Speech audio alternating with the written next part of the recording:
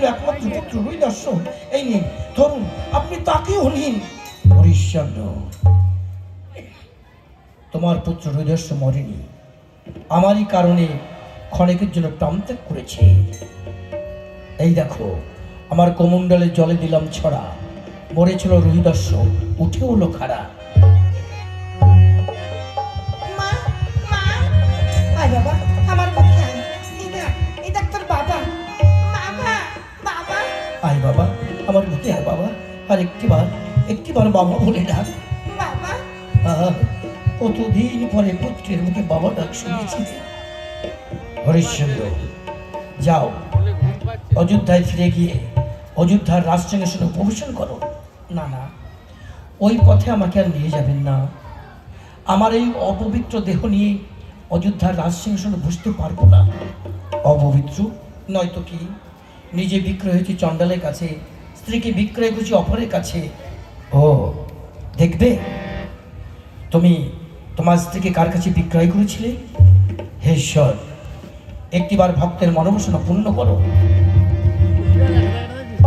হরিশ্চন্দ্র, আমি সেই কাশীশ্বর বৃদ্ধ বামনের বেশে তোমার স্ত্রীকে আশ্রয় দিয়েছিলাম। ঠাকুর, আমাদের প্রণাম নেন ঠাকুর।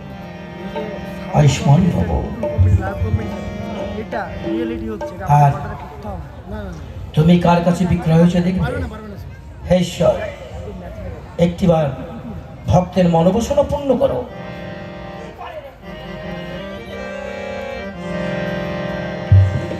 হরিশ্চন্দ্র, আমি সেই ধর্মদেব, যে ধর্মদেবকে বড় করতে গিয়ে তোমার সব হারিয়ে গেছে। আমি সেই ধর্মদেব চণ্ডালের বিষয়ে তোমাকে আশ্রয় দিয়েছিলাম। ঠাকুর, আমাদের প্রণাম নিন ঠাকুর। আয়ুষ্মান ভব। ওই দেখো, অধর্ম আসছে তোমার কাছে ক্ষমা চাইতে। হরিশ্চন্দ্র, শত চেষ্টা করে তোমার কিছু করতে পারিনি, ক্ষণিকের জন্য করলেও চিরস্থায়ী করতে পারিনি। সত্যি অবনী মণ্ডলে ধর্মদেবী বড়, যথা ধর্ম তথা জয়। আর এই অবনী মণ্ডলে সত্যি তুমি দানবীর মহারাজ হরিশ্চন্দ্র।